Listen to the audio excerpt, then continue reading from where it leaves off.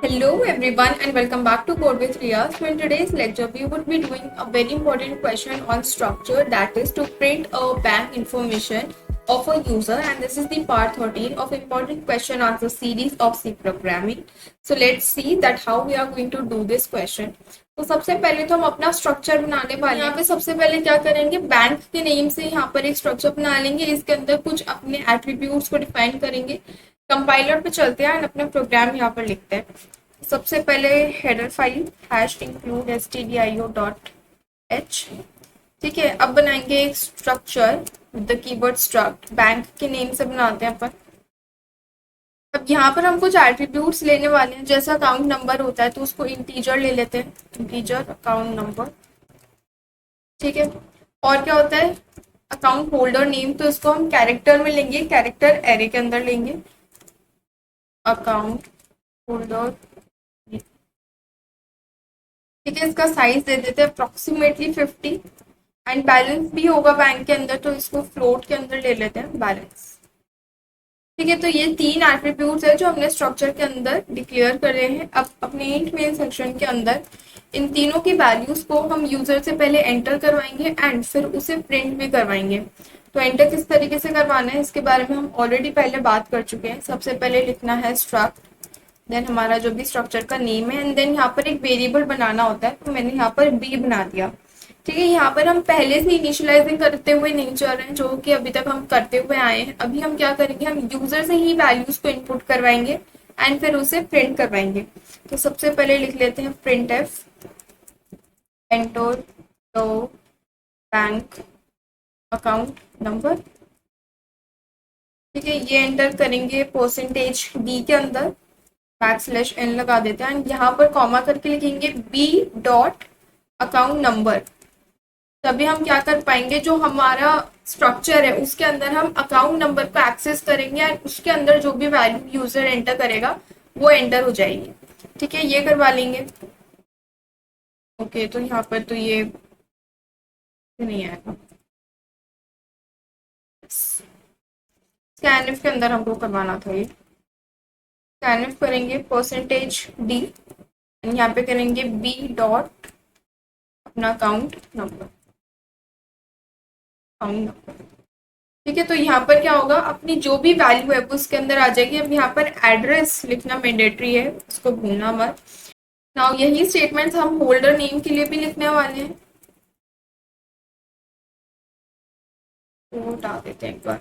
Yes, so enter the bank holder name and इसको भी यहाँ पर अपन को करना पड़ेगा अकाउंट होल्डर नेम।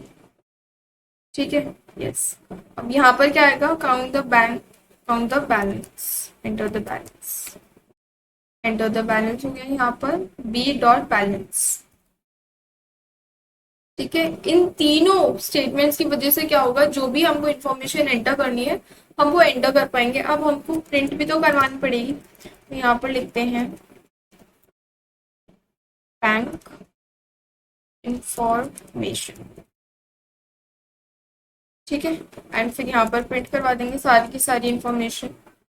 हमारा जो भी अकाउंट नंबर है, बैंक अकाउंट नंबर, ये आएगा परसेंटेज डी के अंदर, \n लगा लेते हैं एंड यहाँ पर आएगा बी डॉट अकाउंट नंबर, जिसके अंदर हमने वैल्यूज को सेव करा है, अकाउंट नंबर। ठीक है, similarly for account name also, bank holder name, इसको हम लेंगे परसेंटेज एस के अंदर, परसेंटेज एस क्योंकि ये कैरेक्टर में है, स्ट्रिंग के अंदर हम इसको ले रहे हैं एंड यहाँ पर लिखेंगे B dot account holder name. और ऐसा ही हम बैलेंस के लिए करने वाले हैं, balance is percentage D, percentage F आएगा यहाँ पर। अब मुझे क्या करना है ना, मुझे यहाँ पे 6 डेसिमल्स तक वैल्यू नहीं चाहिए, तो उसके लिए हम क्या कर सकते हैं, यहाँ पर लिख सकते हैं .2f, .2f चाहिए या फिर .1f तक चाहिए, 1 डेसिमल तक चाहिए, तो वो भी यहाँ पर करा जा सकता है। बैलेंस लिख देंगे यहाँ पर इंटू, ठीक है। एंड लास्ट के अंदर क्या करेंगे, रिटर्न। और हमने जहाँ पर इंटीजर में अकाउंट नंबर लिया है तो इसको हमको कैरेक्टर के अंदर लेना पड़ेगा, नहीं तो हमको एरर मिल सकता है।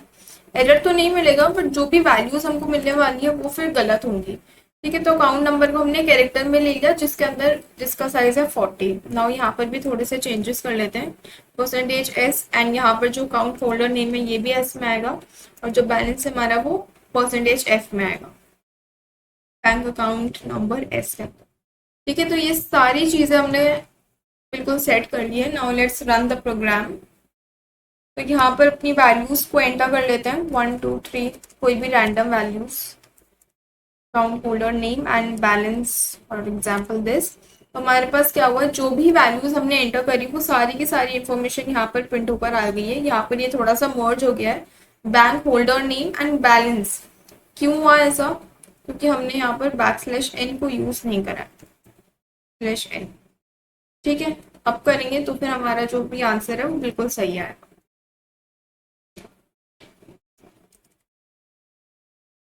एंड बैलेंस, यस, हमारे पास जो भी वैल्यू है वो बिल्कुल सही आ रही है, और जो भी हमने यहाँ पर बैलेंस एंटर करा है वो हमारे पास 2 डेसिमल पॉइंट्स तक आया है। क्यों, क्योंकि हमने यहाँ नीचे लिख रखा है ऑलरेडी कि हमको 2 डेसिमल प्लेसेस तक चाहिए। 0.2f का क्या मतलब है कि हम सिर्फ 2 डेसिमल प्लेसेस तक चाहते हैं। अगर आप यहाँ पे 1 करना चाहते हो तो आप 0.1 कर सकते हो। अगर आपको 6 डेसिमल प्लेसेस तक चाहिए तो आप क्या कर सकते हो कि आप कुछ भी मत लिखो, परसेंटेज एफ जैसे कि हम पहले लिखते थे वैसे ही हमको लिखना है, एंड हमारे पास जो भी डेटा है वो हमारे पास वैसा का वैसा प्रिंट होकर आ जाएगा। सो या that's all for today. Subscribe the channel if you are new to the channel, and don't forget to hit the bell icon. This structures question ये एग्जाम के अंदर बहुत फ्रीक्वेंटली आता है। इस नाम से नहीं आता कि आपको बैंक इन्फॉर्मेशन को एंटर करवाना है, आपको अगर स्ट्रक्चर्स को इम्प्लीमेंट करना आ गया कि स्ट्रक्चर्स के अंदर हम वैल्यूज को किस तरीके से लेते हैं, उसके अंदर हम फंक्शंस किस तरीके से लिखते हैं, पॉइंटर्स अगर हमको करना है तो पॉइंटर्स कैसे करते हैं, डॉट ऑपरेटर से कैसे कर रहे होते हैं, एरो ऑपरेटर से कैसे करते हैं, तो ये सारी चीजें आपको पता होनी चाहिए, जो कि मैंने पार्ट 2 के अंदर बहुत ही डिटेल के अंदर एक्सप्लेन करी दी है। The part 2 link is given in the description box. You can watch it from there. Thanks for watching the video again, and I'll meet you in the next video. Thank you so much.